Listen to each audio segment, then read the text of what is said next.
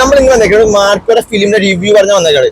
നമ്മൾ കഴിഞ്ഞോട്ടും പറഞ്ഞതിന് ട്രെയിലറിന്റെ റിവ്യൂ ഇട്ട് തന്നെ പറഞ്ഞതിന് ഫസ്റ്റ് തന്നെ പോകുന്നു. ഫസ്റ്റ് ഷോയ്ക്ക് തന്നെ പോകുന്നത്. അതെ ഗൈസ്, നമ്മൾ വരാപ്പോൾ എം സിനിമാസ് ഇപ്പൊ ഈ പടം കണ്ട് ഇപ്പൊ ഇറങ്ങിയിട്ടുള്ളൂ എന്ന് പറയുവാണെങ്കിൽ ഗൈസ് നമ്മൾ ട്രെയിലറിൽ കണ്ട പോലെ തന്നെ ലെവൽ ഫിലിം. അതെ, വേറെ ലെവല് രോമാഞ്ചത്തിന് രോമാഞ്ചം. ക്യാമറ ആംഗിൾ വരെ ഒരു എക്സലന്റ് ക്യാമറ ആംഗിളായി പോയി.